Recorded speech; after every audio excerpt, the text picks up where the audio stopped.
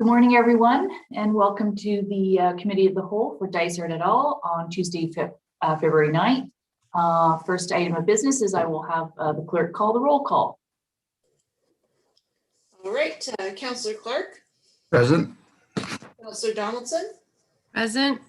Deputy Mayor Kennedy. Present. Councillor McKechnie.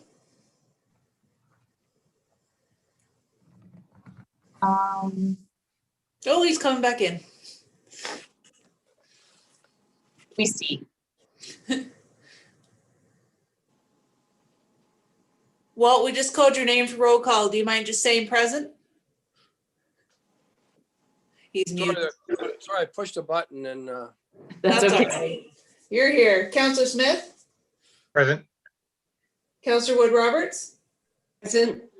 Mayor Roberts. And present. Perfect. Okay, thank you very much, everyone. And the first item is to adopt our agenda for today. So I'll need a mover and seconder to do so. Councillor Clark, Councillor Donaldson. Yep. Resolved that the agenda for the Committee of the Whole meeting held on February 9th, 2021 be approved as presented. All those in favor? That's carried. And just remember to mute unless, if you can just, Councillor McKechnie, if you don't mind just muting when you're not speaking, thanks. So are there any disclosures of pecuniary interest today? Okay, seeing none. So the second item is to adopt our minutes from the previous Committee of the Whole, which was back in November. I need a mover and seconder for those minutes. Councillor Smith and Deputy Mayor Kennedy. Be it resolved that the November 10th, 2020 Committee of the Whole minutes be approved as circulated. All in favor? Okay, carried. Thank you. And so next we will go into the planning and land information, and this is follow up from our meeting last month. We're going to bring in Jeff Isles, our Director of Planning, to go through his findings. Good morning, Jeff. Good morning. Would you like me to start? Yes, please, go ahead. Great, thank you. Council first viewed this request at their meeting in January and directed staff to bring back a report after reviewing the file. The developer is basically making three requests. The first request is to reduce the number of lots being held as security for the Construction Lien Act. Mr. Brown further proposes that lot 20 be used as security for development charges. And lastly, Mr. Brown requests that the municipality agree to having his solicitor prepare the deeds and complete the transaction on the municipality's behalf, and is requesting that the lands be transferred directly into his client's name. As per Council's request, staff did review the file and associated documents. As per the report, there really was no clear indication in the file as to the discrepancy in the number of lots accepted for security purposes. The 2007 bylaw is consistent with the calculation, while the 2014 bylaw is consistent with the agreement. Having said that, if you look at the attached agreement, given that a previous staff member questioned those 4 lots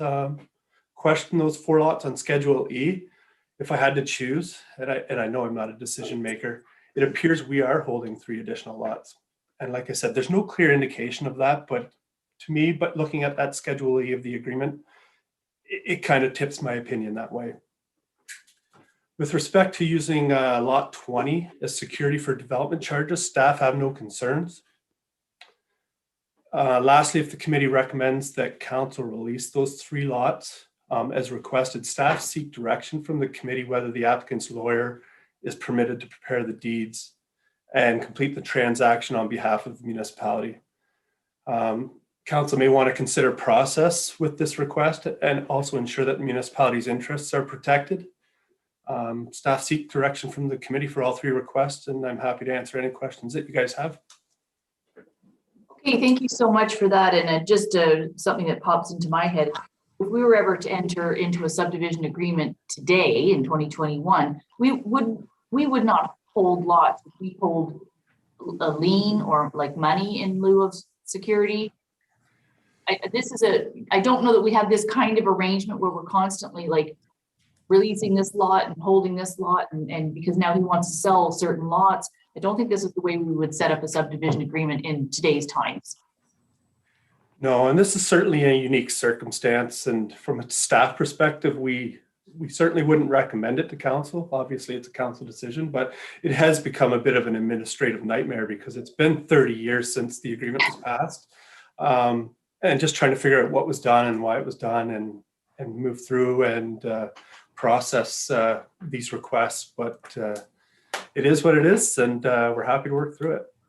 Well, the good news is development is going forward, and these lots will be built on, I'm quite sure, within the next few years, each one. So I do see a question from Councillor Clark. Go ahead.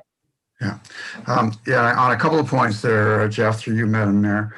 Yeah, so this goes back to 92. About how much of that development has been complete? Are they halfway through or 3/4 of the way through? They're still working on phase one. First, thank you, Larry. They're still working on phase one. I believe right now they have developed approximately 7 or 8 of the lots out of the 35, 40 lots in the subdivision. So, but things have really ramped up in the last couple of years, and it really is starting to look nice in there. Now, in addition to that, then, Jeff, I take it then a lot of the infrastructure that would have been probably part of the initial thought when the township wanted X number of properties to guarantee our interests or the interests of people moving in.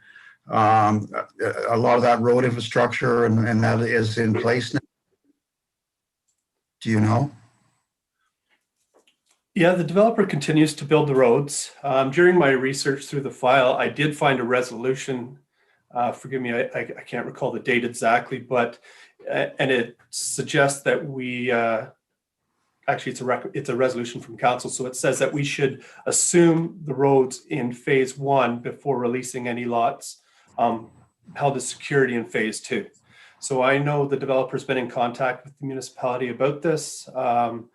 It's up to him to bring it up to certain standards. The agreement outlines that a certain amount of lots are supposed to be sold, built on before we have to bring it forward. And he has to make that request, and then we'll bring it forward to council with his request for assumption. And on the third item, Jeff, where Mr. Brown's asking that his solicitor be the one to prepare the documentation. Is there any precedent where the township's legal group would just have to give a blessing or just do a quick review on that documentation just to make sure there's no, there's nothing in there that's going to come in that's going to be inappropriate, as opposed to us having to hire somebody to do all the documentation from square one. If we just had them if we had an arrangement with a lawyer to do just look at it with relative to the interest of the township. Is that feasible? Well, I go back to how it's done previously and what the agreement says. The agreement basically says that all costs should be at the developer's expense.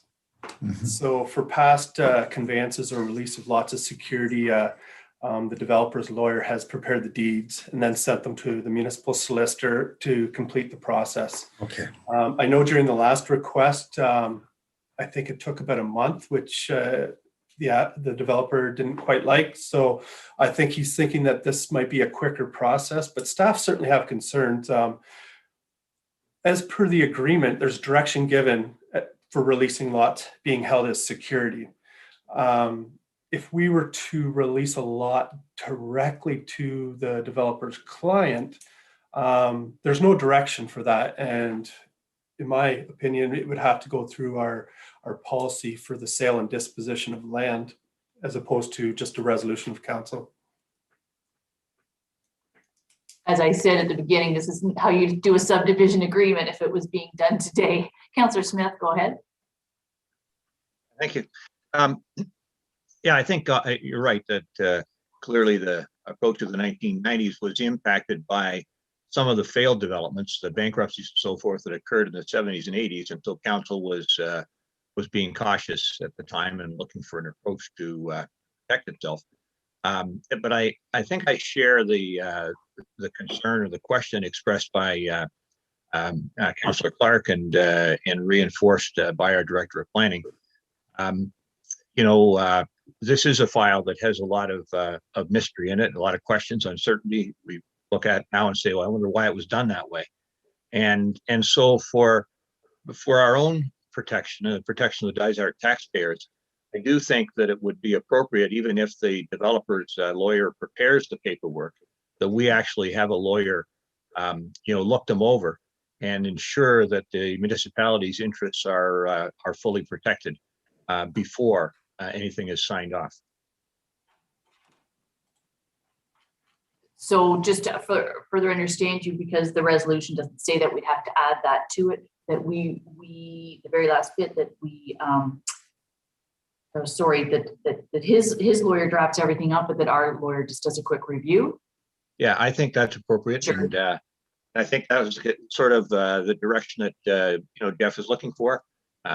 He's expressed actually that he has some concern in simply following the request of the developer, and I think concern is justified. So I'd like to say that we have our lawyer review the paperwork prior to it being signed off by you and the clerk. To his client. Okay, so I'm here from Jeff and then Mallory. Yeah, with regards to the resolution, I broke the three requests down into kind of three separate paragraphs. So if, depending on what the committee wants to recommend to council, they can use one of three, two of three, all three. I just wanted to let you know that that's kind of how that the resolution's recommendations are broken down. Yes, so we'll hear from Mallory, but after so in that very last line where it says on behalf of the municipality, and we could say, and further that our lawyer review before the property is released to Mr. Brown's client or something like that. Mallory, are you? Yeah, I just wanted to say what concerns me as a clerk is that we have a subdivision agreement with the developer and they're asking us to directly release a property to one of their clients. You talk about a muddy file. How does someone in the future look through that and say, so the municipality directly deeded something to someone through the developer, right? So this is something for council to consider too, because as Jeff has pointed out, we have a process for deeding land here. So if you're not going through the traditional subdivision agreement and you're directly transferring to a client, it muddies the process a little bit on our end, which we think can be done, but it's just something to consider. That's a loaded resolution in that last point there. Yeah, and I think, like I say, this is unusual, but if we have our lawyer review it prior to releasing it to the client, and I believe that the benefit or the purpose of wanting to release it to the client is so that the client can apply for a building permit, so it isn't the construction company apply, like he's trying to speed things up. This is February, but before you know it, the building season will be upon us. So I think it's just trying to eliminate a step is my understanding. Jeff, go ahead. And I just want to clarify that last resolution as well. My thoughts are if that resolution is completely crossed off the resolution, that it still provides the developer the opportunity to use his solicitor to prepare the deeds, which we've done in the past, and he just sends them to our solicitor for review. The reason for that is just the key. We can still use the prepare the deeds. It's complete the transaction, which I think are key words that we need to consider, because I think we do want our solicitor not only reviewing it, but completing the transaction, as it is us that is releasing land. Okay, so I'm not going to be the wordsmith here, so I would need direction from the clerk as to alter the resolution before I ask for someone to move and second. So if so Jeff, do we want to say, and further that the committee of the whole recommend to council that the applicant solicitor prepare the deeds for the municipality solicitor review? Is that something that we could amend it to? Sure. Yeah, that sounds great. If we make a commitment one way or another, it would be really good if our solicitor took a look in terms of liability, that's all. Agreed, and that wording sounds fine to me. And do we eliminate that we are basically, once our solicitor has reviewed, that we are releasing it directly to the client, or do we want to continue that step? We do meet again in 2 weeks. This could be quick turnaround if his lawyer is quick. Sorry, are you asking me that question, Mary? Well, I'm just checking, really more with Mallory. Like what is she going to put before I ask for a mover and seconder and take it to a vote? But Deputy Mayor Kennedy, do you have a suggestion? I just wanted clarification. I think Jeff said something about the concern he has of the municipality releasing the lot directly to the client. It's almost like a sale of land by the municipality. If we don't do that step that it goes from the municipality to the developer to the client. I think we just got to keep that clear, and that's the way we do business is it not change the format. Okay, and that was Mallory's concern also. She said we could, but currently it's municipal property. That's the whole, and so we have policies that tell us how to dispose of property. So perhaps we should take that out and just, Mallory, if you want to read what you had written in there for that last line, and I'll read the rest of the resolution. Sure. Do you want to start and then I go? I will start with the beginning of the resolution. Then I will ask for a mover and a seconder, if that's okay.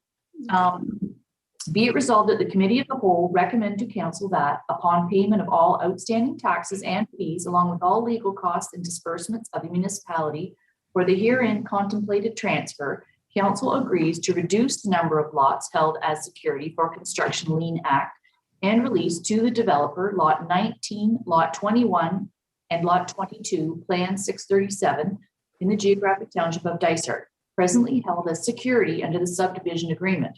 Mayor and clerk are hereby authorized to execute documents relating to the release of lot 19, 21, and 22, plan 637.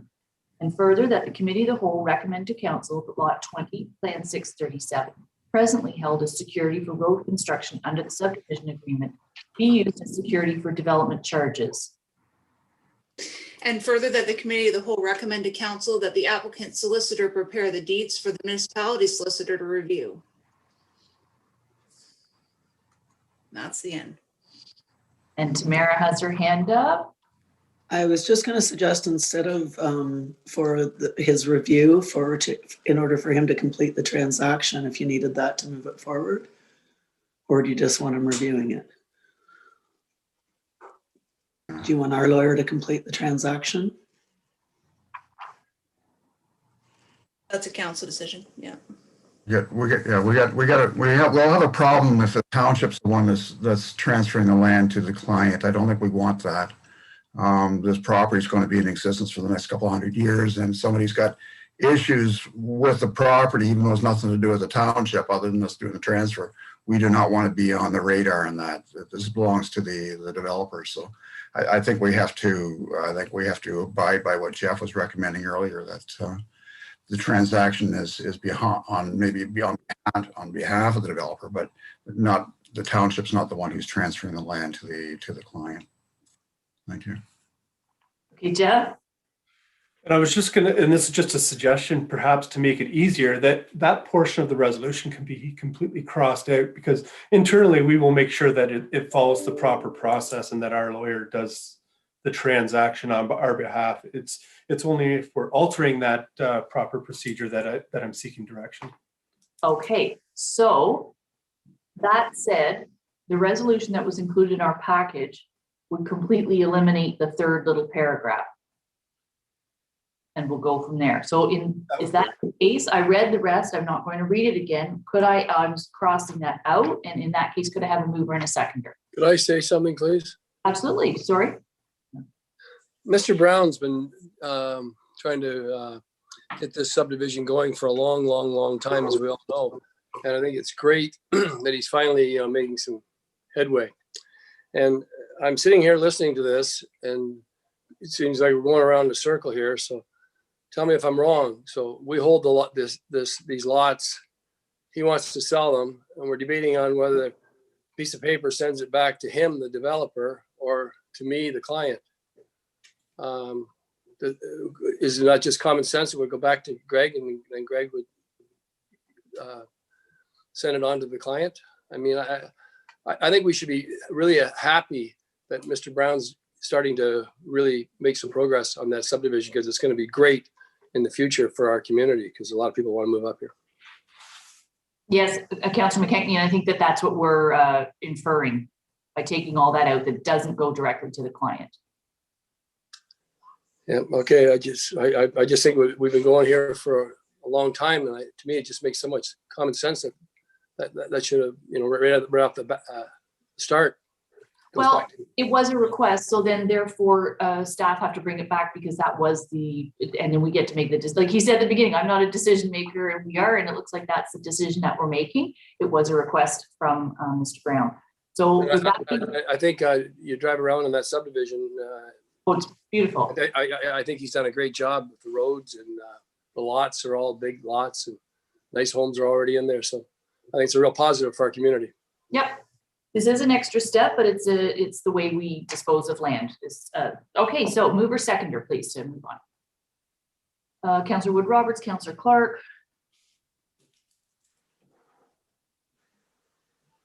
Oh, no, I'm not reading it again. I'll call for the vote. All in favor? Thank you. That was carried. I looked how long, I'm not reading that resolution twice. Okay, so thank you, Jeff, for that. That's all for today, I guess.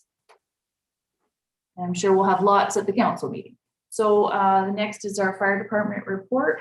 And I believe Mike is joining us.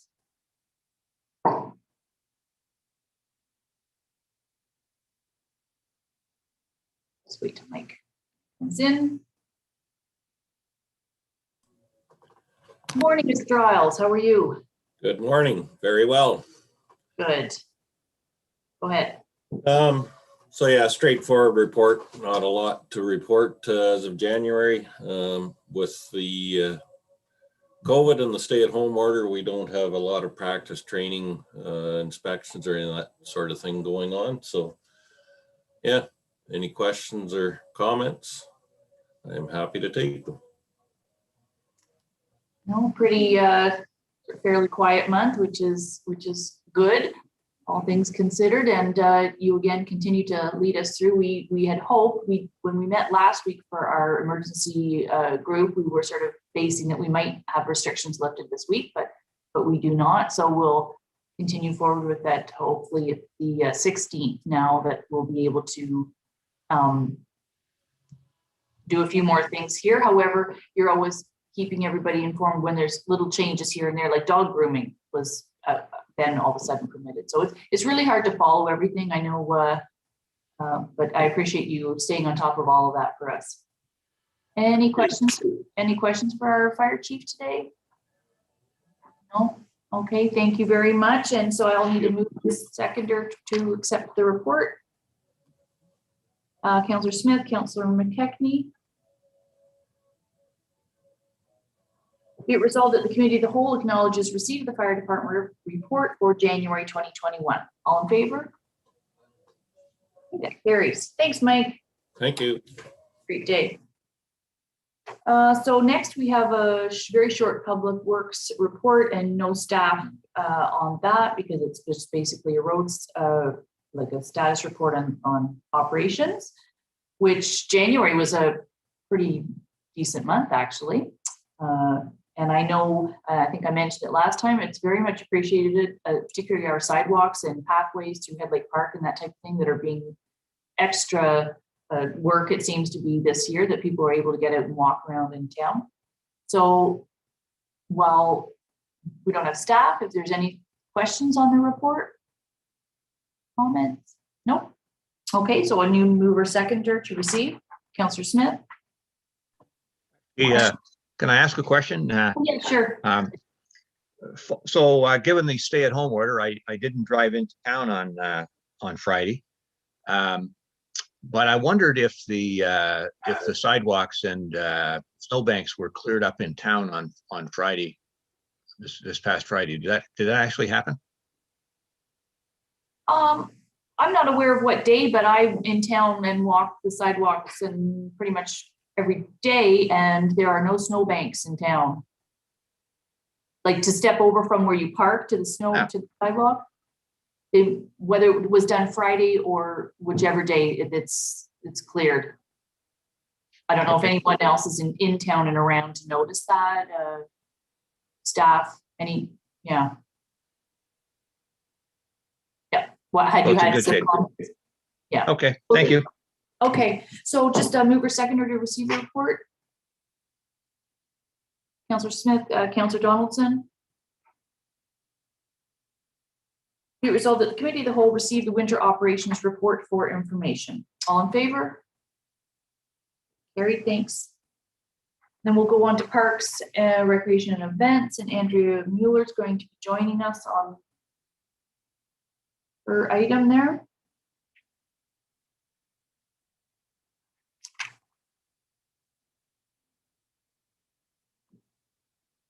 Just bringing Andrea in.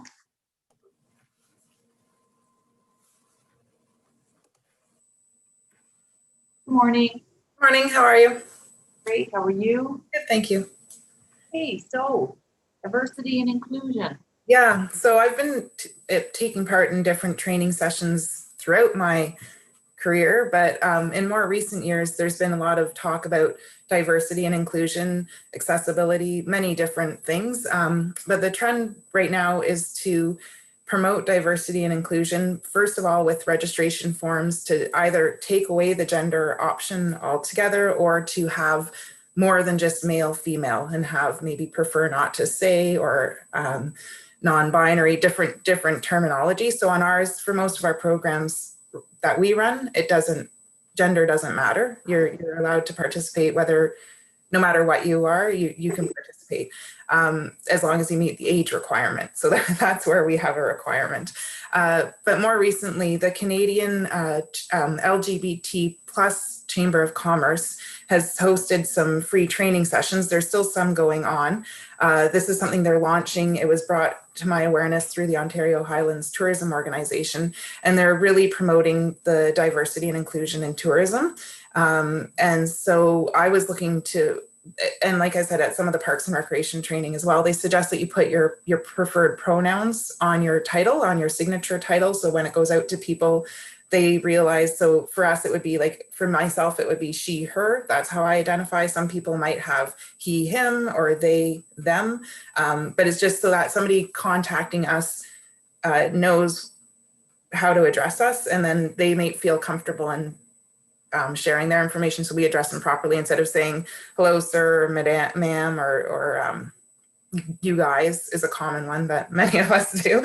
So just trying to be more forward thinking and more inclusive that way. Also, just in terms of washrooms and public spaces, is to have a non-specific, just a gender neutral washroom, which we'll have at the current visitor center because they're all individual stalls. It's not like you're going into somewhere and there's stalls side by side. You have your own individual door and unit, so it's pretty easy to attain there. But just something to think about moving forward too when we're creating new spaces, is having that space available. And so through the training, both Alyssa and I took it. They are planning to charge a fee moving when they hit April, I believe. They're going to offer the training for a cost, but right now with the free training, it really opens your eyes up to many things that I know I fall fault to that I maybe wasn't aware of, but now I'm going to make sure I'm more aware and just try and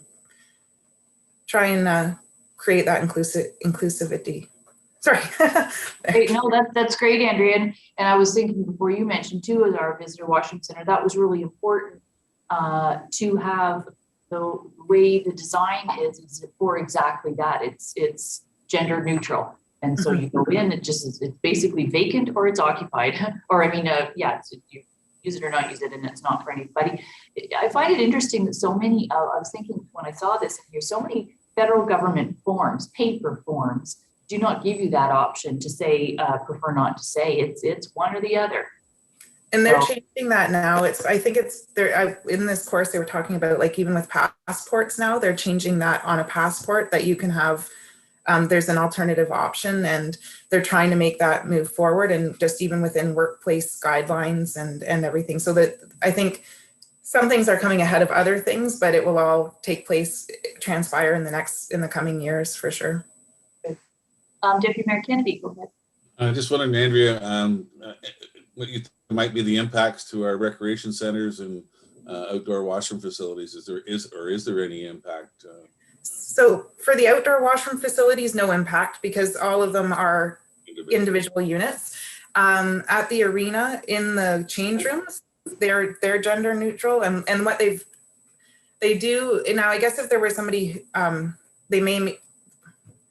our current arena setup is, that they kind of have it boys and a girls change room. I think if somebody identified a certain way, or definitely the younger kids are all put together. Some of the newer arenas and facilities that are being built have separate stalls within a change room. So everyone goes into the same change room. And if you need to change and you don't want to be in the whole group, you go into the individual stalls. And that's their way of mitigating that. At our arena too, we have the male and the female washroom, which one has a urinal, the other doesn't. It's a bit more tricky, but during the training, there was a scenario where they said, if somebody goes in, somebody was complaining that there was a man in the woman's washroom. And if you go in and there's somebody that maybe looks like a man, but they're using the washroom as a woman, like sitting, you let it go kind of thing. You don't draw attention to it. It's a tricky one. And right now, our facilities were designed back in the 1950s, 1960s, when things were quite different. So I think it's, you work with what you have right now, but when we're building new, or when we're retrofitting, that's when we look at having the more the non-specific. Yeah. Great. Thank you. Any questions on that particular item?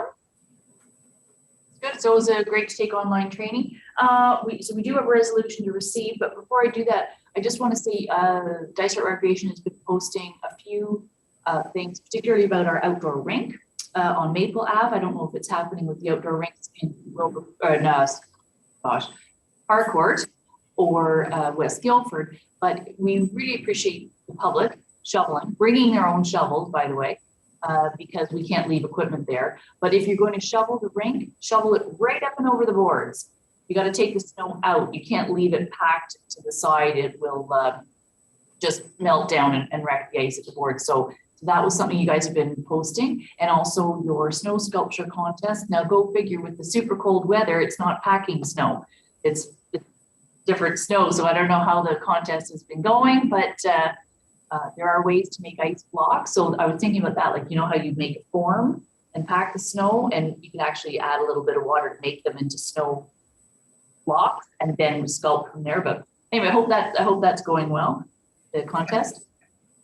We've had some good entries. We had one yesterday, a beaver by the pond, and somebody created a beaver doing a tree. It's kind of cute. And if you want to look, go to our website, and those pictures and photos are up on the website, and the contest closes on Monday, February 15th. Okay, great, thanks. So mover and seconder to receive. Councillor Wood Roberts, Councillor Clark. Be it resolved that the Committee of the Whole receives the Diversity and Inclusion in Recreation and Tourism Report for information purposes. All in favor? That's carried. Great. Thank you, Andrea. Okay, and next we have a report from the museum.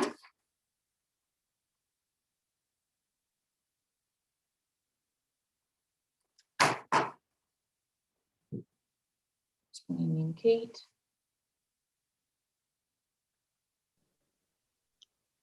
There we go. So, Kate, how's everyone doing today? Great. Good morning. Okay, go ahead with your report.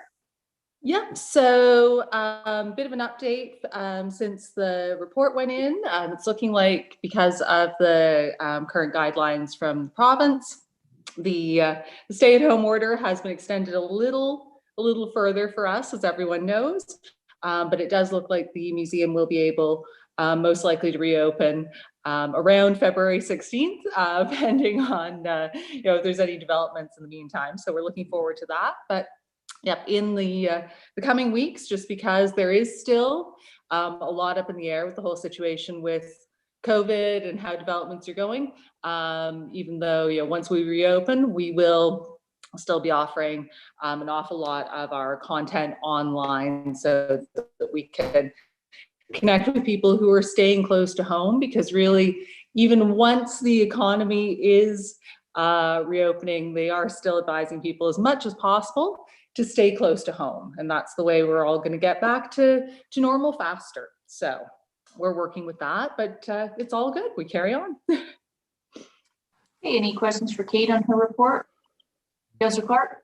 Yeah. Hi, Kate. Interesting point on there where you're doing some work with QFM, and I applaud you for that. I think it's important even to get out a weekly or a couple things weekly on interesting historical points for Halliburton County or Dysart or Conesus Lake or whatever, and all the stuff they used to do up there. It's just, I think it's good to kind of keep the museum and that in the forefront of the community while we are distanced, and I think it'll kind of give you a bit of a leg up starting in the spring if Canoe's willing to work with us. And I imagine they're always looking for free content, and especially with the fact that it's local listening, people are interested there. So thank you very much. Oh, no, definitely. And Canoe's been a great supporter of what we do. And it's a great way to connect with people all over the community. And while they're doing all sorts of different things, so you think of how often you have the radio on and something just catch your ear. So it's a great way to share local stories. And they've been great for us. Great. Okay, thank you, Kate. And mover seconder to receive. Councillor Smith, Deputy Mayor Kennedy. Be it resolved that the Committee of the Whole acknowledges receipt of the Halliburton Highlands Museum report. All in favor? And that's carried. Thank you. Thanks, Kate. Thank you.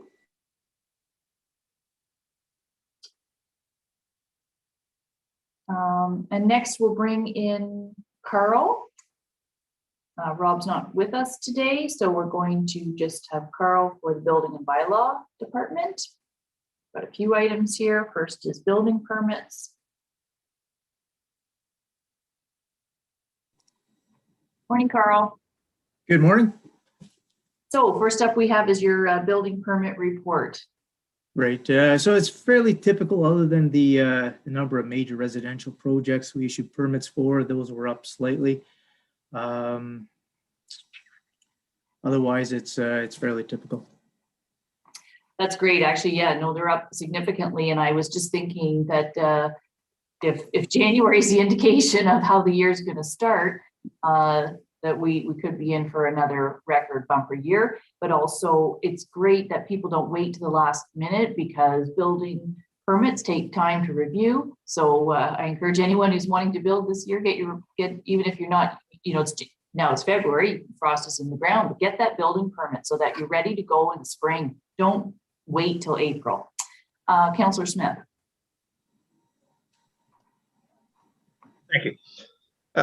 Carl, so I noted the comments that you've added in this month about the the major residential. You said there are 7 new seasonal residents and 1 full-time or permanent. What are the other major residentials to get you from the 7+1 up to the 12? So major residential is, so these follow the Stats Canada reporting mechanisms, and anything over $50,000 construction value is considered major residential. Minor residential is anything less than $50,000 construction value. Okay, so that's $50,000. Okay, thank you very much. Thanks, Councillor Smith. I asked that one time myself because I didn't, it wasn't on that, but yeah. So the 7+1 are a full home, a brand new dwelling, whereas the other ones are an addition or whatnot. So mover seconder to receive the building permit report, please. Councillor Wood Roberts, Councillor Clark. Be it resolved that the Committee of the Whole accept the January 2021 building permit report as information. All in favor? Carried, thanks. Okay, and next up, we have the bylaw, which you will go through or there on any questions. Any questions to Carl on the bylaw report? Nope, okay. We are working with, Robert has been working to review the sign bylaw just as a timely review. The committee had asked to review that. And so I believe Councillor Wood Roberts, he was going to reach out to the BIA to see if there was any comment, because in the sign bylaw, we specifically call area 1 has one with some tighter restrictions, and then area 2 is the rest of Dysart. So he will be inquiring with the BIA as to any changes there. May end up not being any, but it's just for a review. So I will need mover and a seconder to receive the bylaw update report, if I could. Councillor Clark, Councillor Donaldson. Be it resolved that the Committee of the Whole acknowledge receipt of the January 2021 bylaw update report. All in favor? Okay, carried, thanks. And lastly is the draft of the septic reinspection report. So Carl, you take it away. Sure. So this is the attaches the draft of the septic reinspection bylaw. It encompasses everything that we've had in the RFP that would be beneficial to have in the bylaw itself. Now it's in draft form, so we're looking for any comments, input, anything that we want to revise or maybe add or take away from the bylaw. There are a couple, well, actually, one item in particular that we're not sure which way it's going yet, and that's we're still in communication with WSP, and that's with regards to follow up on the septic tank pump outs.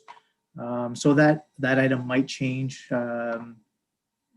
The staff, building department staff might have to track that if WSP is not willing to take that on. So that's one thing that might change in the bylaw when it comes to council next month. Or sorry, at the end of the month. Okay, so Carl, just for clarification, what happens is if they go out on an inspection and for whatever reason, as the lids are off and they're looking and they determine that that tank should be pumped out, is the follow-up then back with Dysart? Or is the follow-up with WSP that the person has to report back to them that, yes, I completed a pump out, here's the paid receipt as an example, and then WSP gives us that. So Carl will clarify that with WSP in the next week or so prior to our actually adopting the bylaw at the end of this month, right? Right, yeah, so they're under the criteria for septic tank pumping. If it's determined that it has to be pumped out, WSP lets them know that it's got to be pumped out. And but who follows up to make sure it's been pumped out? And that's basically where we're kind of not sure where that's heading right now.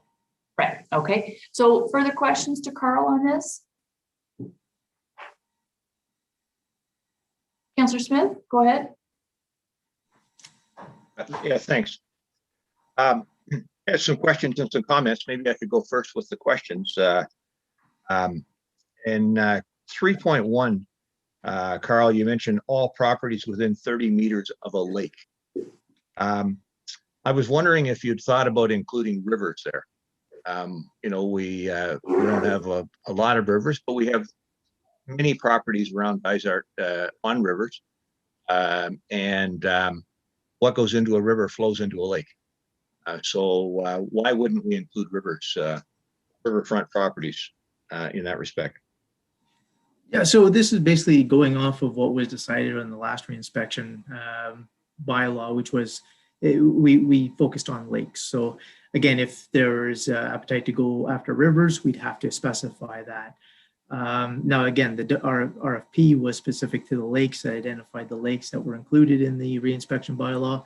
So if we wanted to add rivers, then we'd have to go and try to get that WSP to agree to do the rivers and calculate the properties around those rivers. So right now it's specific to lakes. Maybe next round we open it up to rivers or all properties. It depends on what council wants to do with it. Mm-hmm. Well, I'd eventually like to get to all properties. Frankly, from a WSP point of view, I can't imagine it matters. They'll be happy to have more volume. It's not a lot more volume, but there'd be some. And, I actually checked with some of the riverfront properties in Area 1, and people there gone ahead and got an inspection done. Even though they didn't get a letter from Dysart, they were aware of an inspection program and assumed that because they were a waterfront that they would need to get it done. They did, and the reports were submitted. And I'd like council to consider the addition of rivers there as an improvement. I'd go on to section 4.3, and we've got there the clause about if they've completed an inspection within the past 5 years. Now you've got a provision now that WSP wants to charge you a $130 fee to review paperwork. If someone has completed an inspection, say last year or the year before, and haven't yet submitted the paperwork, will they need to pay that $130 fee, or will it just be accepted as that was inspection's already been done and hasn't been processed yet because they didn't have an obligation? You have a process to accept those reports now from 2019 or 2020 or whatever it was? So if somebody completed the inspection and didn't submit the paperwork for us to review, WSP is going to be taking that process over. So once it comes to WSP, they're going to be charging that review for the third-party report. Even though these people went ahead with the inspection, in good faith, knowing that, say they're in area 2, for example, their obligation is not to complete the under the bylaw that's still in effect. They did not have an obligation to complete the inspection prior to 2022, but they were getting a pump out done last year, for example. And said, well, I'll get the inspection done at the same time. They've got that. They haven't submitted the paperwork yet because, again, it wasn't due until the end of 2022. You're now going to charge them $130? Yeah, so again, if it's submitted after this bylaw is passed, then it goes to WSP. WSP is the one that reviews the third-party reports. If it comes to us before this bylaw gets passed, then we'll process them as we typically did, and go from there. Okay. Well, again, I'd like to think that maybe council would provide some, an exemption there, if you like, because to me, it would be completely unfair to charge those people $130. They've been following the bylaw that's been in place for 3.5 years. And so for us to change the bylaw and arbitrarily add $130 in cost to them is just, I think that's outrageous. Okay, that's a good point for discussion, and I'm not sure if that could be grandfathered. Councillor Donaldson does have her hand up, so I'm just going to hear from her and then back to you, Councillor Smith, after. Yes. Is it, you're talking about previous, but the private inspectors that are in our area right now, if they go and inspect after this bylaw is through, they're still going to, the client still has to pay the $130 plus the private inspector as well? Is that what it says, the bylaw? Correct, yes. Why are we taking all these jobs away from the private inspectors that are in our area?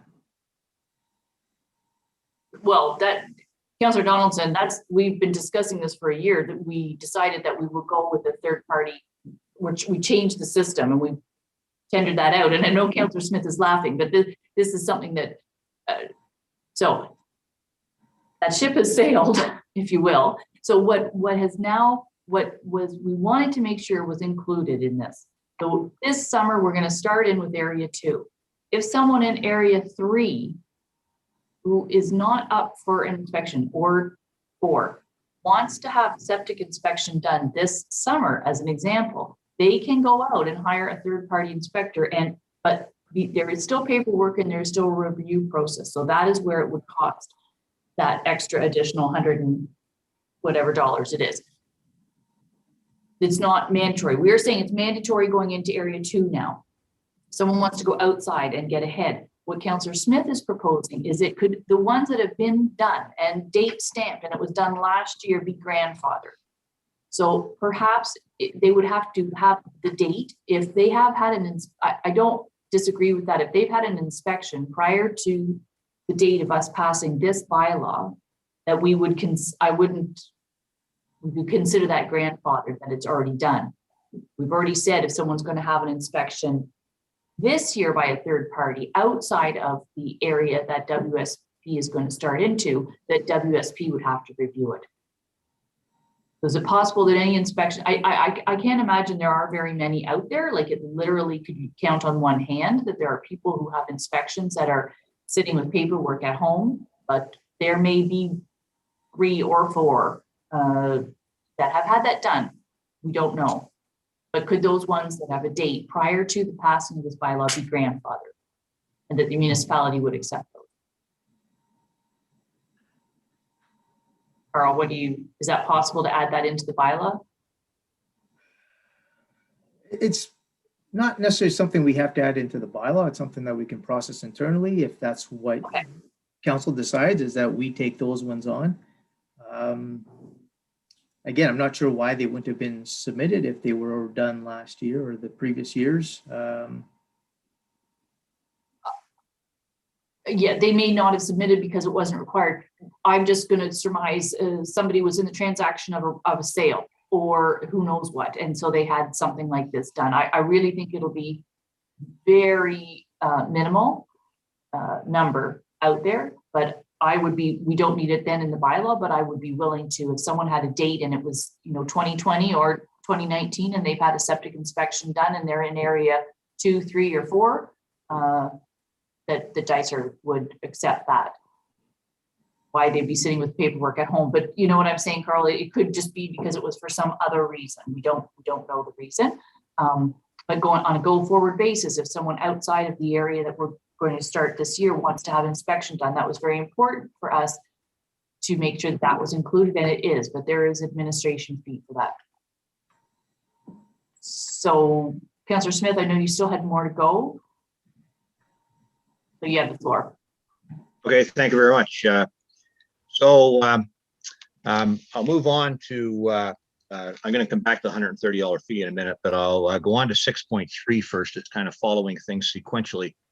6.3B, I just wondered if there was a way to make that language a little clearer. Right now it says at least 3 business days prior to the date.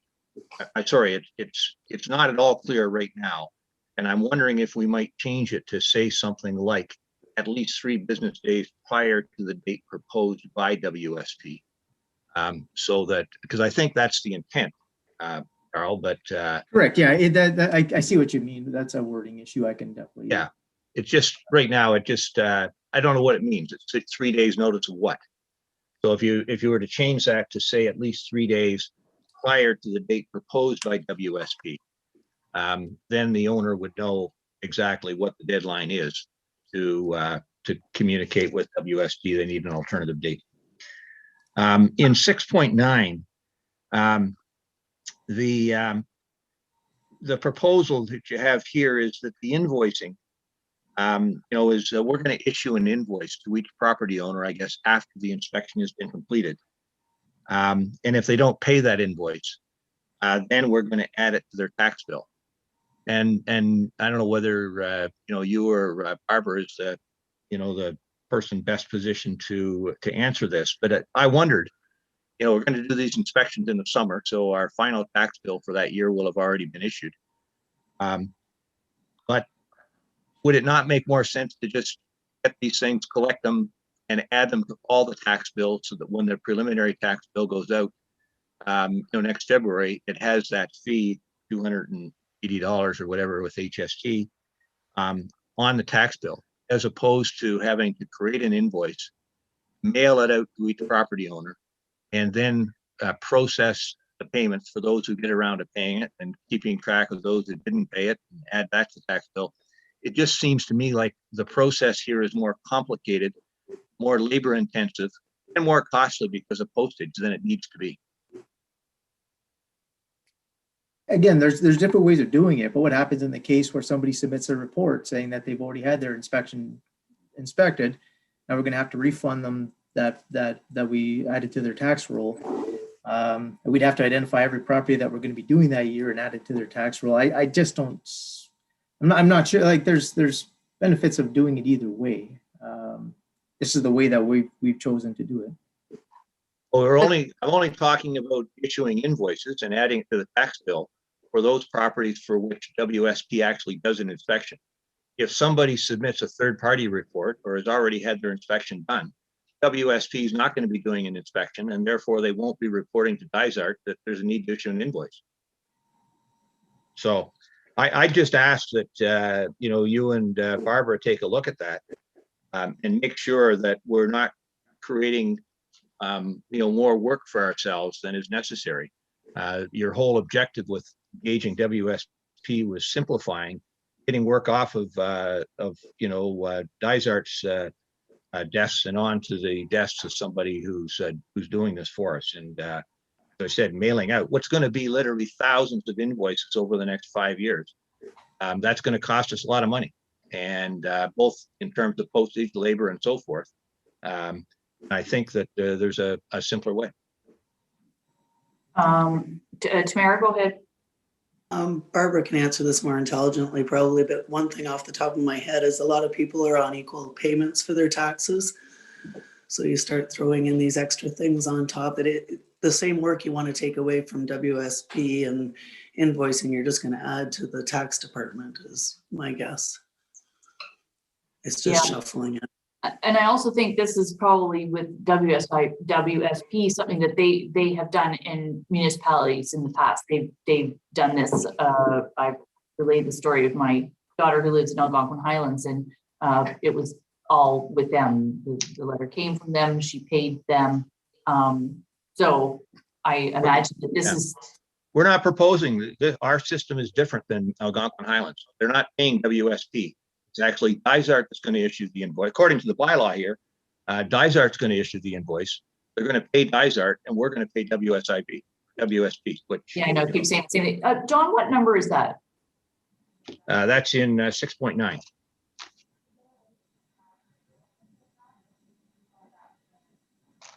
As the owner will be invoiced an inspection fee by the municipality for each inspection attempt completed by WSP in accordance with Schedule A.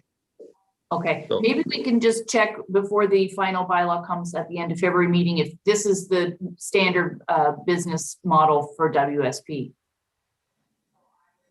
Yeah, we can check into that that process, see how they do it in Algonquin Highlands, and see what WSP is willing to do. And Minden, I think they started. Or did they ever get started in Minden? Not 100% sure. I think it got delayed from COVID. I think they contracted them, but they didn't actually get started. Okay. Anyway, so I think that needs to be examined, because to me, it's just not a very efficient process right now, and it's going to incur cost for us at a municipality that we're incurring. Okay. The next question relates to section 7.3. There's a phrase there, the qualified septic tank pumper / hauler.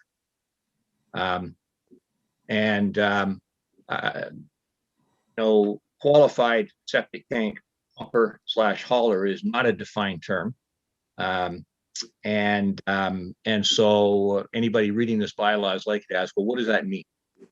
You can Google qualified septic tank pumper / hauler, and it doesn't exist there either. So what is a qualified?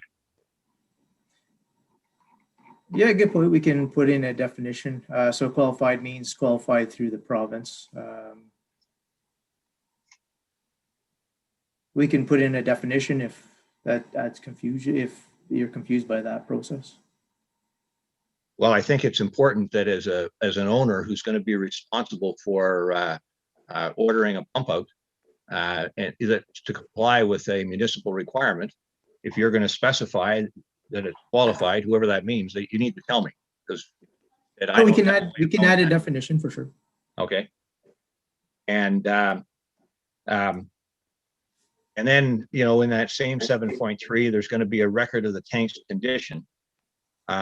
It's who is to assess that condition, because in talking to local pumpers, they don't have the expertise to assess. Their drivers do not have the expertise to assess the condition of a tank. And so I think that you know, we're going to need some clarity as to who's doing that, and we probably also need to specify in that one: is the pump tank to be pumped, or is it just the tank itself, the pump chamber? Rather, should it be pumped out? It's only the septic tank that needs to be pumped. the pump chamber is pumped all the time to the tank, so there's no need to pump that. It's constantly being recycled through. Well, today, our requirement is that the pump chamber is pumped out. That's in our current bylaw. Is that in the current bylaw? Yep. What if it's inside the house? Well, the pump chamber is not in the house. The pump chamber is a concrete tank that exists when your septic bed is located at a higher altitude than your tank, and you need something to pump the septage after it comes out of the tank up to the bed. Well, I have one inside my house that does that because of a split level house. It's inside and it's a pump up and it pumps out. Yeah, that's to deal with the waste coming out of a sink or a toilet that might be in your basement, for example. But there's many systems have an outside chamber with a pump in it. And in my case, stuff comes out of the tank. It doesn't flow by gravity because the septic bed is at a higher altitude than and so as part of my inspection, that pump chamber needed to be pumped out. And that's one of the things that, again, the bylaw says that the owner is responsible for having the lid removed from the pump chamber prior to the arrival of the WSP folks to do the inspection. And if they declare that a pump out is required, it would be the perspective of many experts that pump chamber should be pumped out, when they're pumping it. So I'll check the current bylaw, and if there's reference to pumping the sewage ejector, we'll throw that in here as well. Thank you. As reference.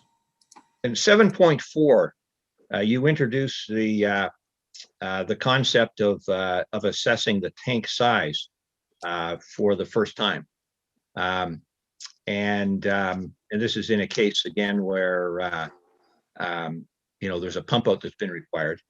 And you're asking for a receipt and record of the tank size and condition. So who's going to assess the tank size? So the septic tank pumper is going to assess the tank size. Is that a special capability that qualified pumpers have? Because again, the pump operators would say they don't know, there's a requirement there that again goes beyond the skill set of their typical driver. So I'm not sure which haulers you've spoken to. I've spoken to quite a few about their ability to assess these, and they're quite capable of assessing the condition of a septic tank and the size of a septic tank. I'm comfortable with leaving this in here the way it is. Okay. Well, I guess your list of qualified pumpers will be interesting. So then, really to Schedule A, there's a fee there, which for the first time that we've seen it in this report is $130 for reviewing a third-party report. Mm-hmm. Now, WSP, according to the pricing schedule, charges $228 to do the whole job. That means they have to send a letter proposing a date. They have to have an administration process in place to deal with scheduling or rescheduling the date when a owner says, well, that date you wanted is not good for me. They've got to schedule a crew. They've got to complete the inspection, the education process with the owner. They got to provide a report to the owner. They got to process the paperwork, and they've got to do all that. And they're only charging $98 for it. But if I get the work done, I acquire the services of a local professional who's qualified to do it. They do all that work, and they produce a written report. And WSP is going to charge $130 for reviewing that written report. This is, my position in terms of the whole WSP thing is pretty clear. We should not have sole sourced this. We should have, if we're going to do this, negotiated pricing when WSP was still fearing that they might not win the award. And after we've given it to them, go back and say, okay, we want to take a little bit of work away from you and allow our local inspectors to do this work. And at the time I said, well, there better not be a fee as high as $75 for that, because I thought that would be outrageous. And now they've come back and said, no, it'll be $130. This is just, such a high fee that it will dissuade owners from taking advantage of labors and skills that are available here in our community. And so I firmly believe that we need to decline this rate and go back and say, no, we think a fee of about $25 is appropriate. And if you don't like that, we'll find somebody else to do this work. Because all they're doing is, as I said, looking at a report, and they're telling us that they do all that other work and they only get $98 for it. That's it's crazy.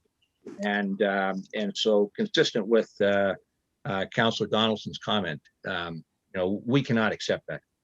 I'm not going to get into the redo the comments I've made in the past about we're not living by our own whereases here. The final whereas, as we introduce this bylaw, says that we're identifying and resolving potential hazards is the objective of the bylaw. We're not fulfilling that commitment when we made a decision to eliminate the pump out. Expert after expert says that you can only do a proper inspection, do a pump out, and we let Getting that go. close to your time, Councillor Yep. Smith. Yep. Okay, well, so anyway, I've raised some questions there on other topics. As I said, I'm not here to redebate the pump out requirement, but I do think there are a number of areas that this bylaw needs to be improved before it's reviewed and approved by council. I've raised those topics today, and I hold out that $130 fee is just completely outrageous and something that we should not accept. Thank you very much. Yeah, okay. That was, we do have time limits on our allotment for comment. Councillor Wood Roberts and then Deputy Mayor Kennedy. Well, thank you, John, for reiterating the points. I felt that we went with WSP to try to gain consistency throughout with the same standards done throughout. And that's why we went with that company. And that's why Carl has done all this work. Speaking of the rivers, our whole goal was to focus on all the lakes first. So I think if rivers need to be done, it's something that can be done in a secondary fashion, just because the whole purpose was to protect the lakes to start with. So to go into the rivers, we're just adding another layer at this point when we have a long range plan. That was it. Okay, thank you. I do think it's something in the future to identify, to be the objective that every septic system in Dysart eventually be included in a rotating inspection system. It doesn't matter where you live. But that being said, this was a priority of council to start with, and give it a year or two in this program and see if we can adapt and move on to include all properties. Deputy Mayor Kennedy. Further to Councillor Smith's comments, I'm wondering if third-party inspection could not be conducted by Dysart staff, given I don't know how many of these we're going to have, if that's a possibility, Carl, or not. Then a recommendation made to WSP. Sorry, can you clarify that question, Pat? The third-party inspection, if it's submitted directly to Dysart for review, and then a recommendation one way or the other goes out, rather than paying $130 fee to WSP, unless that was part of the original RFP. But it seems like a lot of money to review paperwork and do check marks. Yeah, it wasn't part of the original RFP, and that was something that was brought back from last council meeting, was to negotiate with WSP with regards to reviewing third-party inspection reports and prioritizing areas. So that's one thing we did, and those are the fees that they came back at us with. Again, if we're the whole process, it was to for staff to review the third-party reports, was kind of to get our staff out of that loop and give it to a third party to take over the septic reinspection process. I mean, if that's council's direction, it's something that we would have to do. Just we're assessing workloads of staff, prioritizing other areas right now, assuming that we were going to be removing our staff out of this process. So those are things that we'd have to take into consideration as well. So we've come a long way from a year ago to this or more that we've been discussing this. And I think, you know, we're very close. I think there were some points that brought up, whether it be, okay, Councillor Clark, I'll just finish up so I don't lose my train of thought, and then I'll take it to you. As we move forward over the years, to include rivers and other properties not on water. I think there was a clarification about the 3 days notice. It should be 3 days notice of the inspection date or whatever the clarification on that one. The term qualified needs to be identified. We just need reassurance from our tank pumpers that they are able to identify the size and determine the size of the tank. While the $130 fee may seem high, that's what WSP has come back with. We're pretty far down this road to change that. And I don't, you know, we may think it's high, but that's what they're charging. And we don't know how much is involved in admin. They're putting their professional stamp on that, even after reviewing it. So maybe there is more time involved. So, you know, that's what they're proposing. And at least we got it included in there. So I think it's better than saying, no, we won't accept a third-party inspection at all. So I do think we need to move forward. We need to get this bylaw passed as soon as possible, which would be February. And there's a few small changes to make before we can move on. Councillor Clark. Yeah, very, very quickly. With regard to the 130, I think the way to approach it is, what's being charged for this third-party review by other townships. Is the $130 consistent with what's being charged in places like Bancroft or Algonquin Highlands or whatever? That's probably the best way, Carl. That way we know what we're voting on, consistent with other townships, and is not a number that's been jacked up a bit based on the fact that we've added this in later. So if that's okay, at least it gives us a little bit better information to vote on in the full council meeting later. If that would be okay, just to get a couple of references or get a couple of checks on it as to what that 130 looks like relative to other townships. Thank you. Thank you, Councillor Clark. It may be that the other townships don't allow them, or WSP didn't negotiate that. I wouldn't be surprised if that's the case, that they didn't even consider that.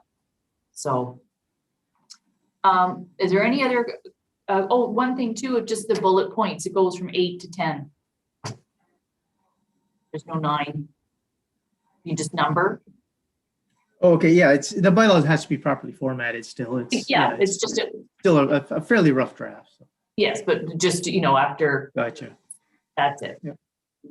Are there any other things, Councillor Smith? Thank you. Well, just to follow up on Deputy Mayor Kennedy's approach, I'd remind council that back in 2017, our building department only had 3 staff members.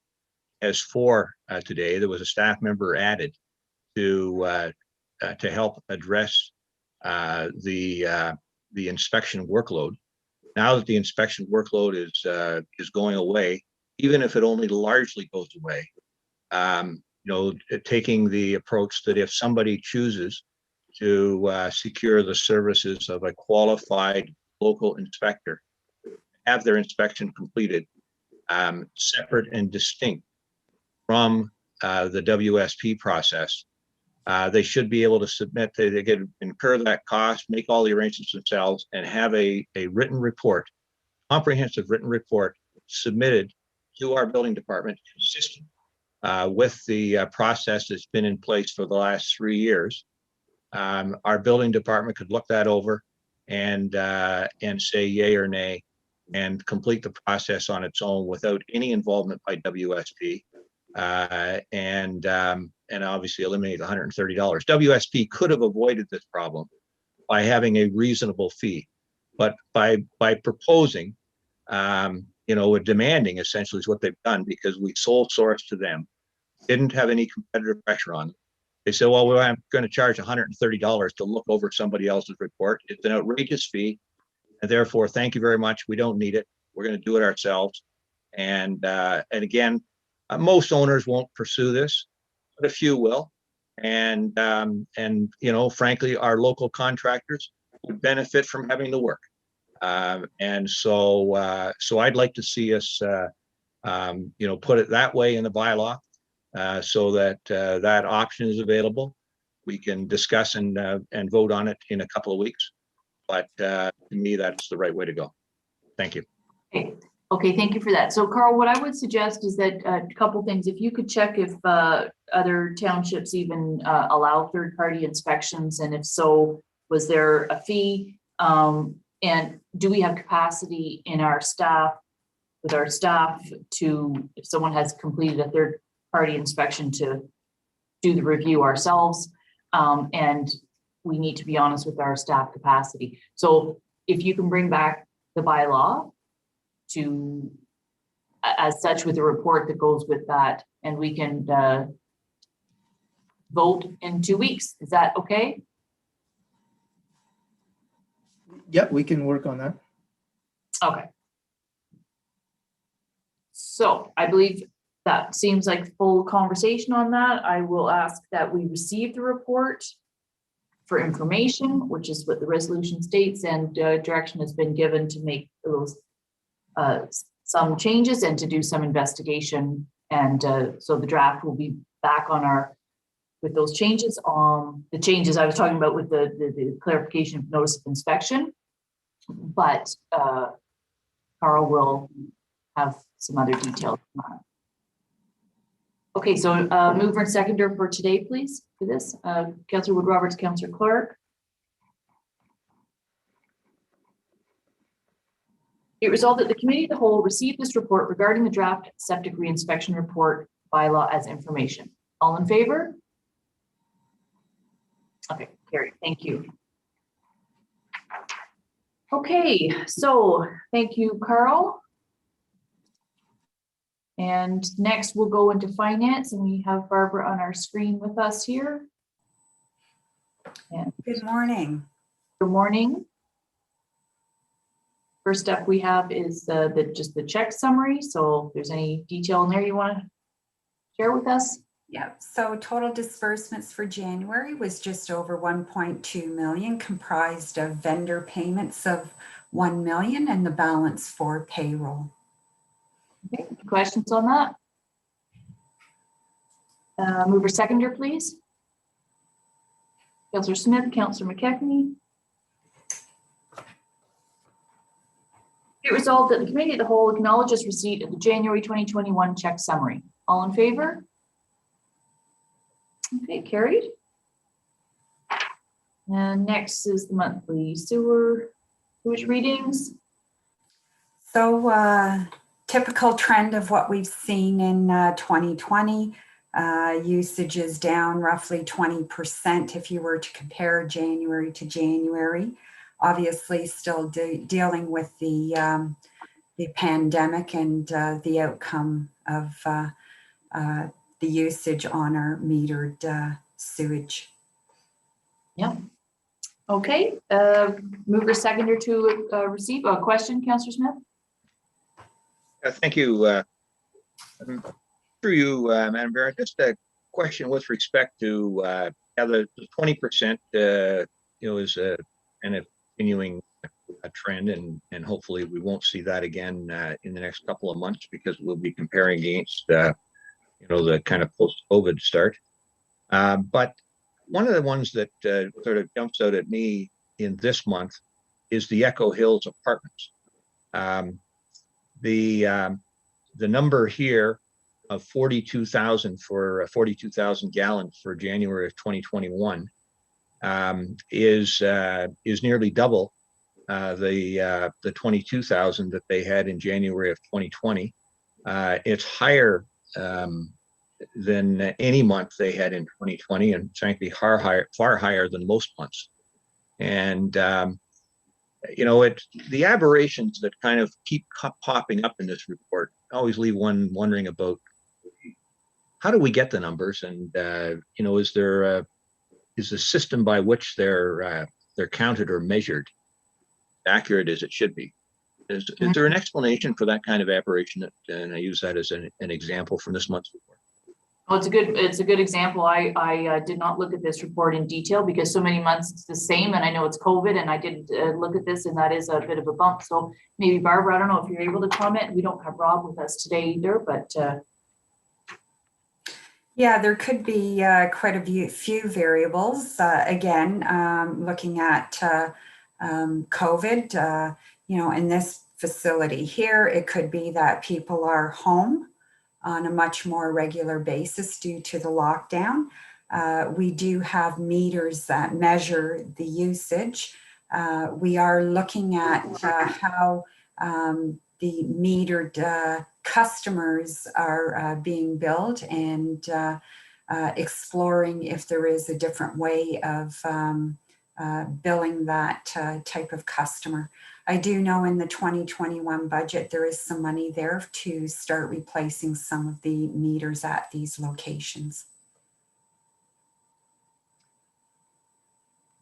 yeah, because that being said, if you compare to the other side, Park Lane, which is the same, it's sort of well within range, whereas Echo Hills is above quite a bit.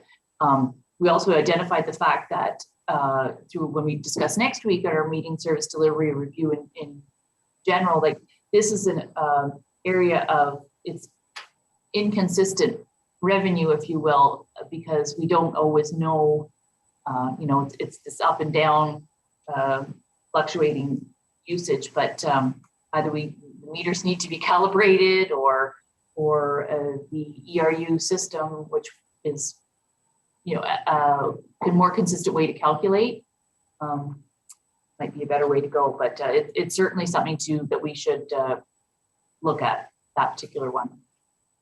Well, thank you. Because I think that we face a deficit here with respect to these, and we're going to the proposal, I guess, is to draw some funds from the COVID emergency fund that the province gave us because of the impact that's had on some of our facilities and therefore the volumes we draw. But we've also had things in the past. The high school numbers changed dramatically last year, not just because of COVID, but there appeared to have been a leak in their water system, and so they fixed the leak. At least is how the folks from Clearview, I guess it is, explained it. And but these things are having a big impact in terms of our ability to kind of balance out our costs versus our revenues from this sewage system. And so we're not going to have the COVID dollars to draw on forever. It's certainly not going to be an excuse. And when you see aberrations like that, Echo Hills, it just leaves one wondering about the whole set of the numbers. And if we get new meters, great. But I fear that what we're going to come to is a need to increase our rate because usage is down and our costs are frankly only rising. Well, it's on the radar being looked at, and to do a different type of calculation. But just to keep the meeting moving, if I can, we haven't forgotten about that, but I do have a mover seconder, or we'll ask for a mover seconder to receive the report. Councillor McKechnie, seconded by Councillor Wood Roberts.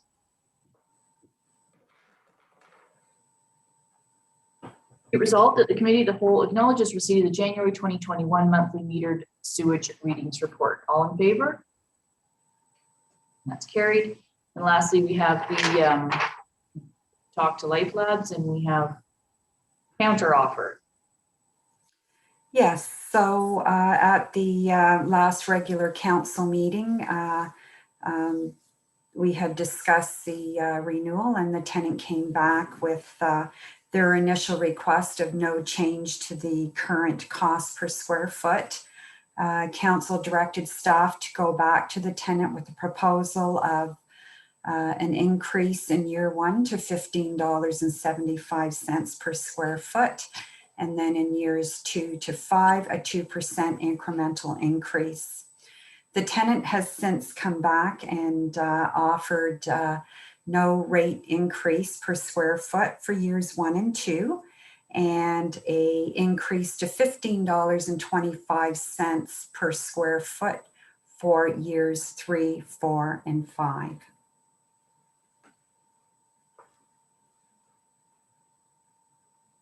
Questions, comments? Councillor Smith? Well, surprise, surprise. I guess maybe there's clearer communication required with the folks at Life Labs here. Because apparently in their communication back to staff, they said that the fee that they pay of $1,625 a year, which is to cover, insurance and heating, according to the report that came to us last month. It says nothing about taxes. And I would note that for a facility of 1,243 square feet, a modest sized home, probably nobody in our community could heat that home for heat and insure that home for $1,625 a year.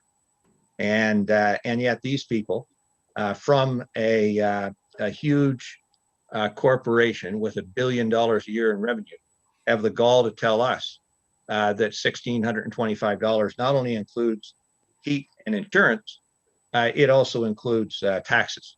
It doesn't include taxes. Now we don't pay taxes in that facility, but it doesn't include taxes. And I also note they say there's been no capital improvements. Well, maybe they need to review our financial statements. If I recall last year, we got an estimate and we're going to be doing the work in 2021, $20,000 for new exterior doors. Now, it's not the doors that people going into Life Lab use, but if the door at Life Lab fails, we'll be fixing that.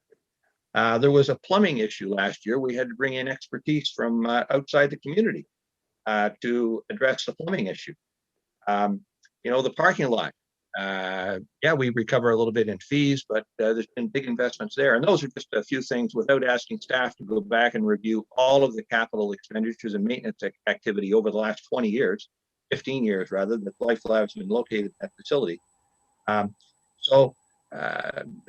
you're looking for direction, mine would be to go back and say, no, I'm sorry. Didn't like the rate of $1,575. I'd go back to the $1,650 that I proposed previously. Okay, thank you, Councillor Smith. I see lots of hands, but I think if it's okay, I would go to Barbara first.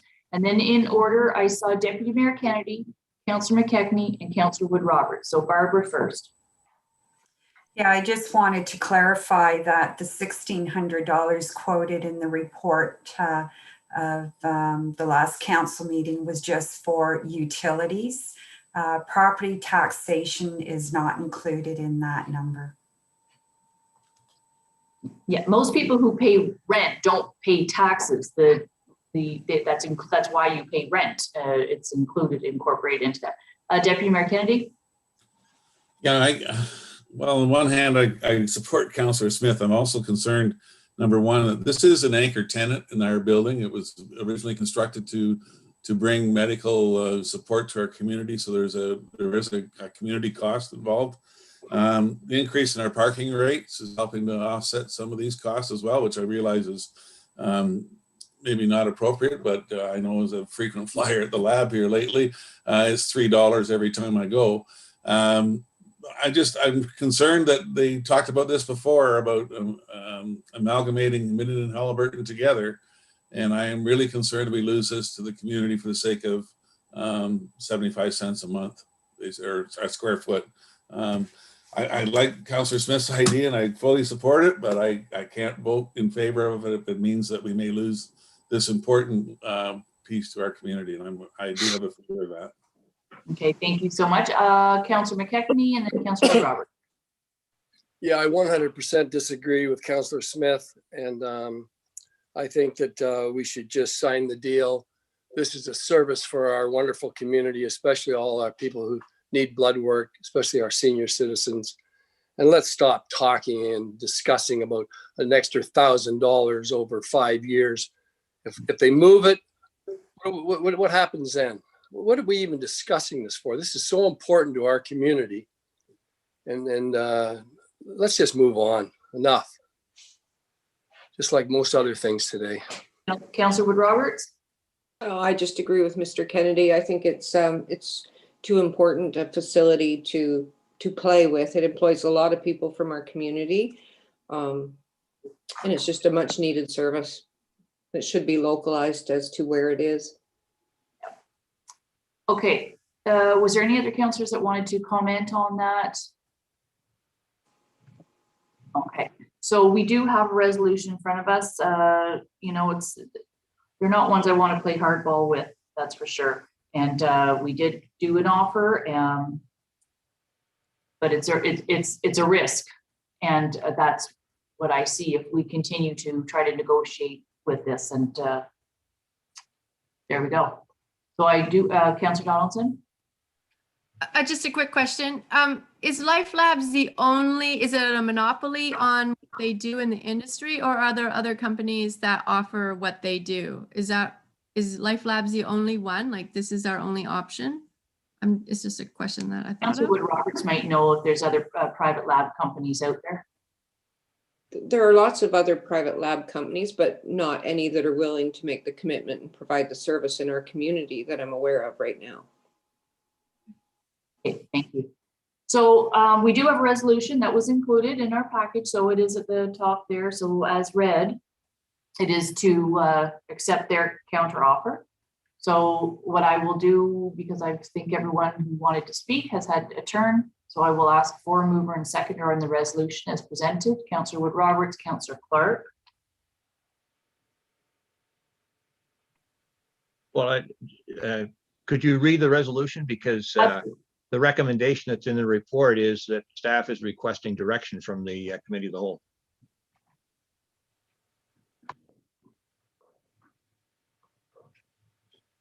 Okay, pardon me. I thought it was to accept the offer.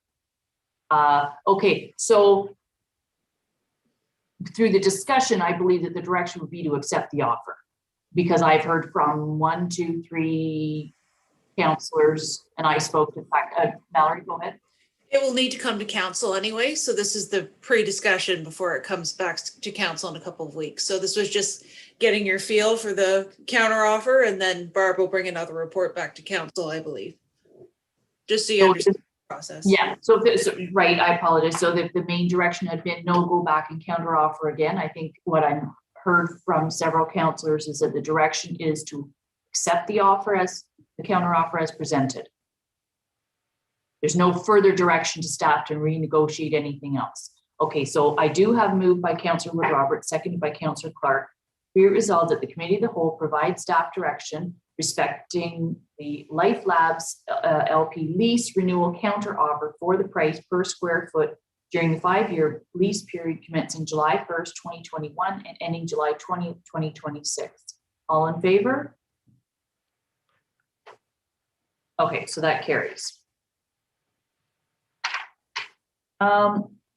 So there are 2 items. Thank you, Barbara, for that. There's 2 items in administration. So I think this hydro one is quick. The ward boundary is out. So let's do those, and then we'll go into closed, and we can, at the same time as we go into closed, take a 10 or 15-minute break. Is that okay? Okay, so we'll talk about the ward boundary review, and I believe, Mallory, that's your just bringing forward what had been done before. Yeah, so the last time this was raised, it was right after the 2014 election. And staff brought a report to a 2015 council meeting, and it was decided it wasn't needed at the time. I did a little more digging, just so we had our 2018 voter population counts on there as well, but also to try to figure out how other areas are doing more boundary reviews. I found through looking at different areas that they either do it in a 6-month period or they do it towards a year. You want to get a lot of public consultation because representation is really important, obviously, and making sure it's a representation. And I did a bit of research on it because funny enough that it's such an important process, but the Municipal Act doesn't actually guide you on when you're supposed to do a ward boundary review. So I did some looking around on what it means to different communities and that have gone through it. And basically it's not a mathematical equation, which anyone can understand. There's natural boundaries such as geography or community history or in different areas that naturally divide communities a little bit better than a quick, let's take the whole population and divide it by 5, for example. We don't do that. You'd be splitting in unnatural ways. So in terms of timelines, if we wanted to get it in before the 2022 election, it would have to be passed before January 1st of the election year. So that's putting that timeline a little bit tight, only because, of course, it's an important process and it can be appealed through the LPAT. So if there was someone who had an issue with it at the end of the day, then there could be an appeal process as well. The only thing to say to that is that it just wouldn't come into force until the 2026 election. So it would just bump it to the next one. Our current wards would remain in place.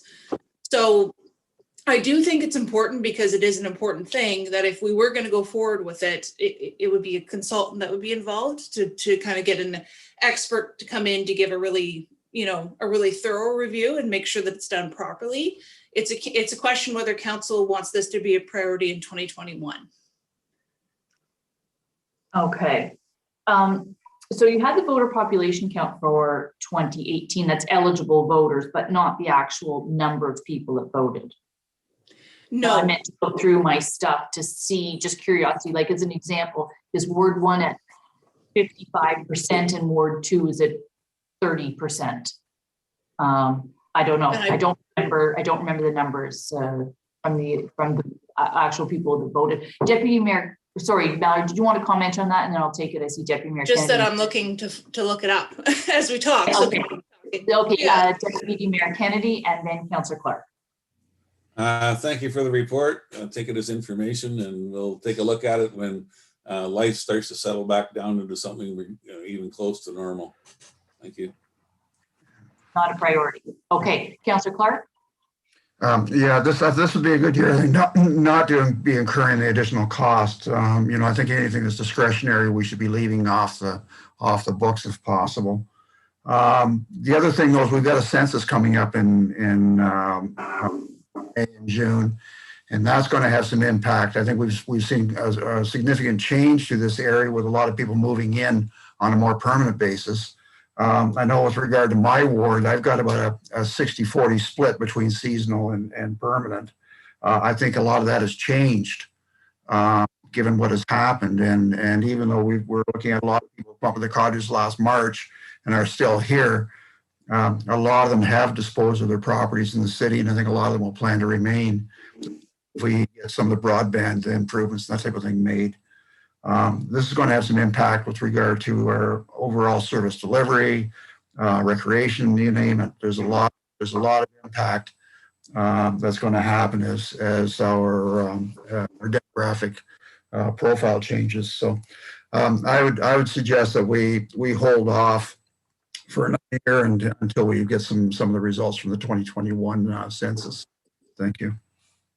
Which, good point, but if we hold off for a year, then it will not change for the next election. And also it takes quite some time, like, I don't know how long for census information to get released after the census is done. So basically we would say we would not do a review in this term of council.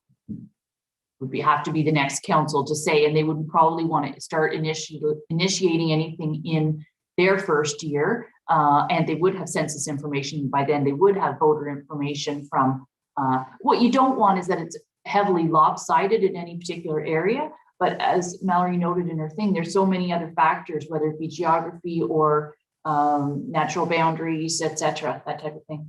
Councillor McKechnie? Thank you. Would the people have any say in this?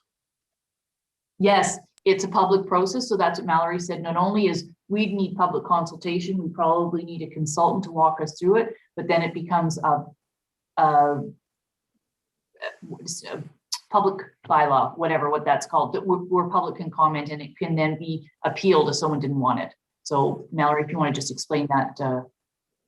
Yeah, it's really important with ward boundary reviews, especially to have a lot of public consultation, stakeholder consultation. A lot of people contact businesses as well if they're divided in a certain way. So from what I've looked at in other areas, they do a couple of rounds and surveys as well, just to make sure that people are communicating back.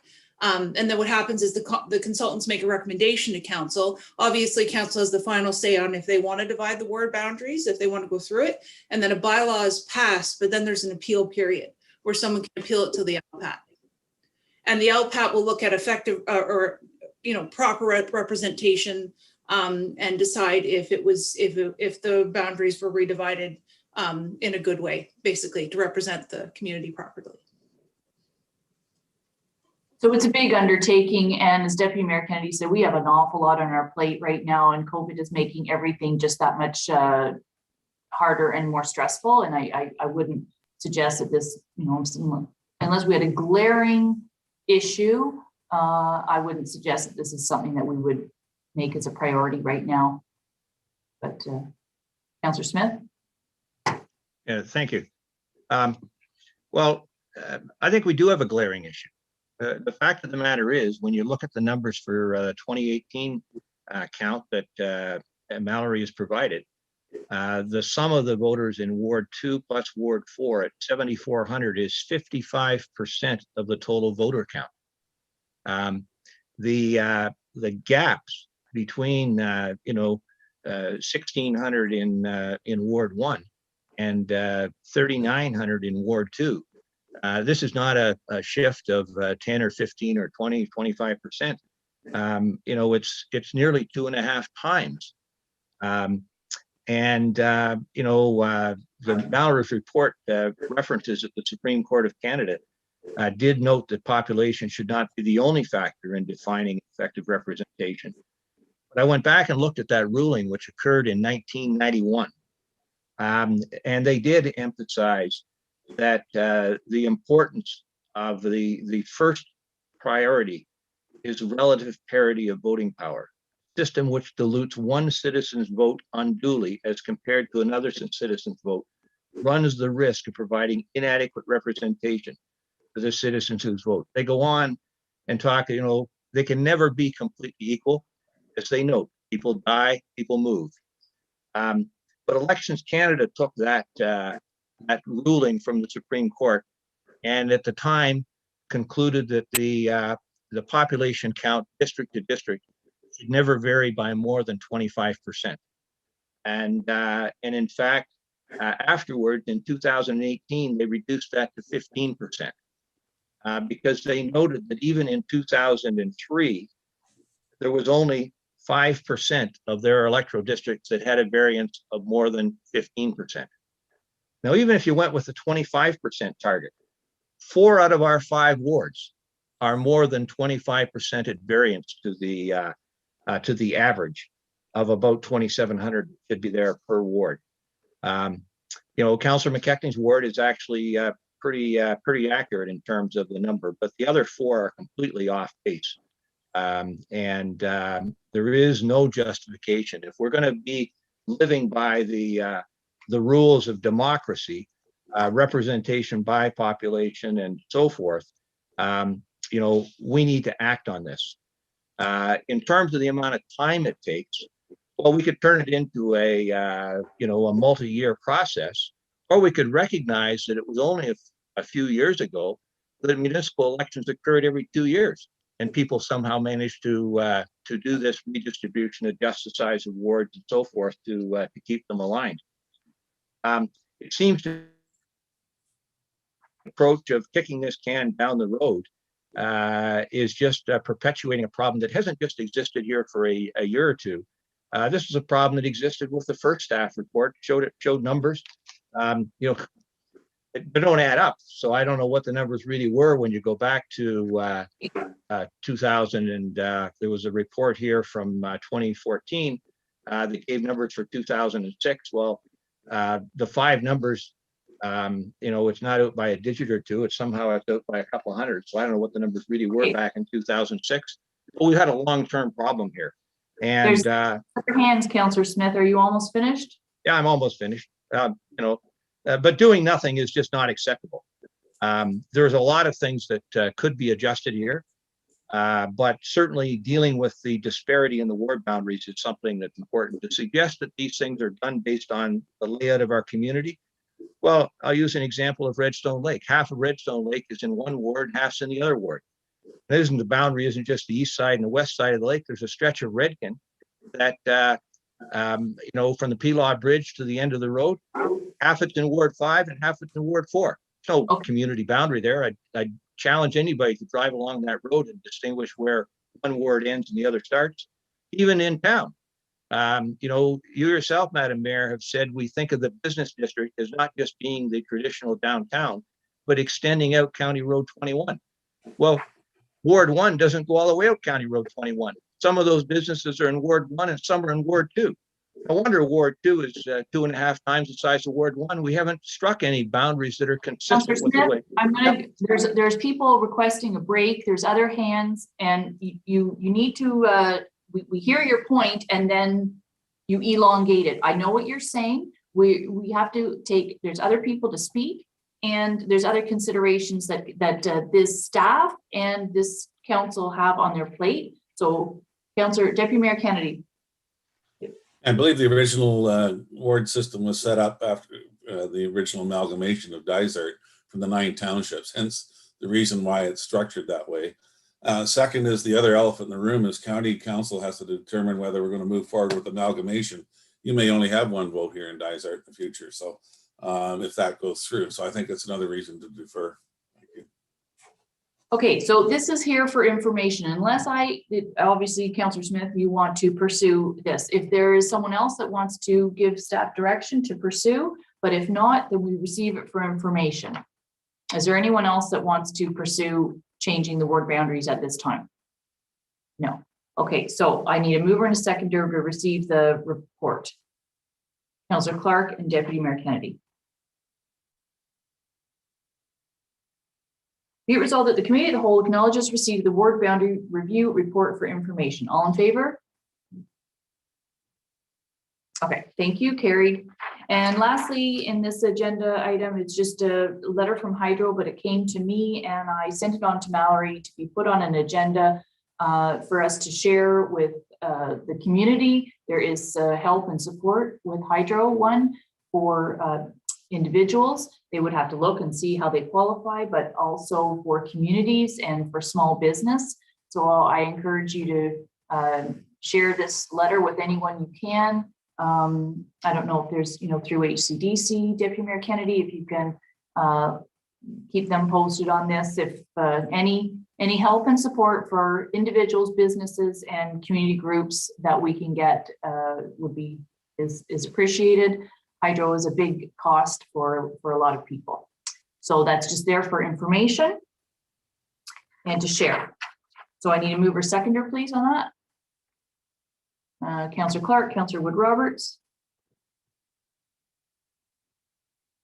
Be it resolved that the committee of the whole acknowledges receipt of the email from Hydro One detailing their pandemic relief initiatives. All in favor?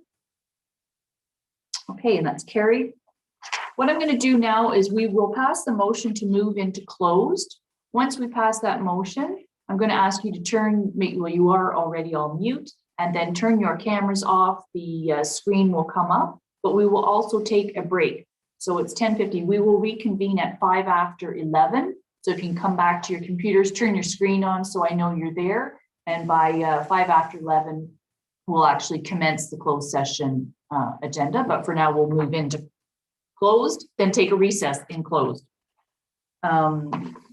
So I need the resolution to move into closed, please.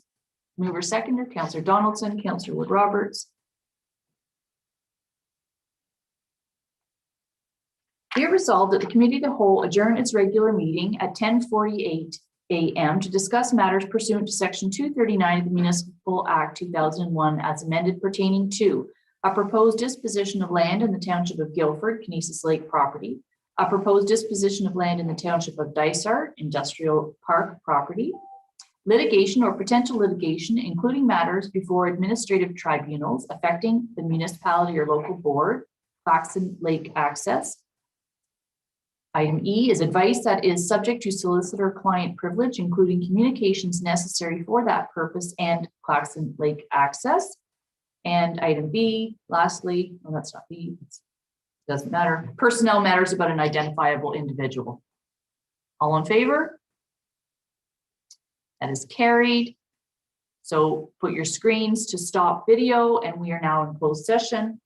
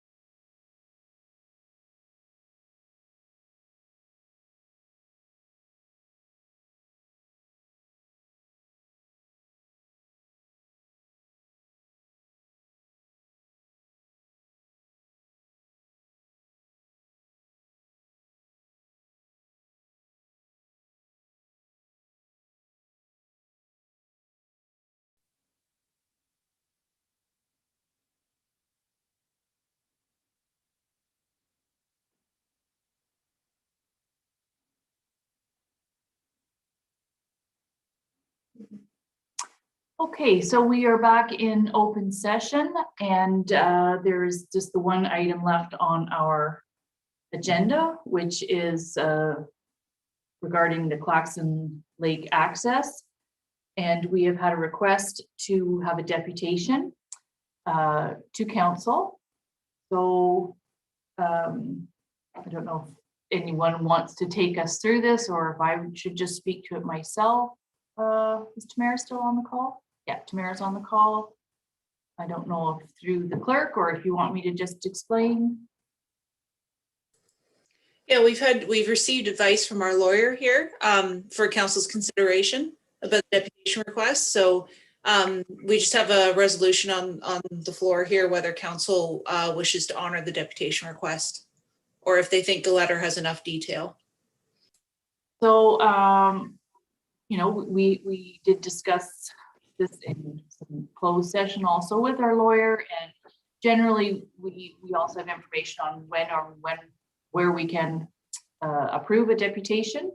We don't need to. We acknowledge their request, but we are also in a legal situation with them, and I don't believe there's anything new information that they would bring in a deputation that they can't do through the lawyers. If there's anyone else that wants to comment on that. So basically we have to decide whether we accept or deny the deputation. Councillor Clark? Then Deputy Mayor Kennedy. Yeah, I don't think a deputation is necessary. Thank you. Okay, thank you. And Deputy Mayor Kennedy? I think we just acknowledge and that we received the letter, we respond that way and decline the request for deputation. Yeah, we basically, I don't believe that any new information would come out of a deputation that we already have received through other channels. So unless there's a support, we do have a resolution if someone wants to so move and second that we deny. Okay, Councillor Wood Roberts, Councillor Smith.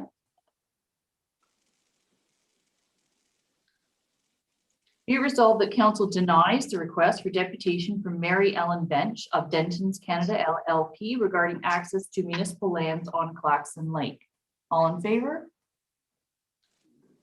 Okay, so that carries. I mean, we are dealing with it in the best way that we can. It is a legal issue, and we are aware of the concerns on there. And So there are some other things in the letter besides the request for deputation that I think we can work on, and communication on right of way, et cetera, that we can do through as a municipality and do our best in that regard. And for those people that are accessing that, we ask that they be respectful and abide by all provincial laws, et cetera, and just a general level of respect until we can get this issue resolved in a legal fashion.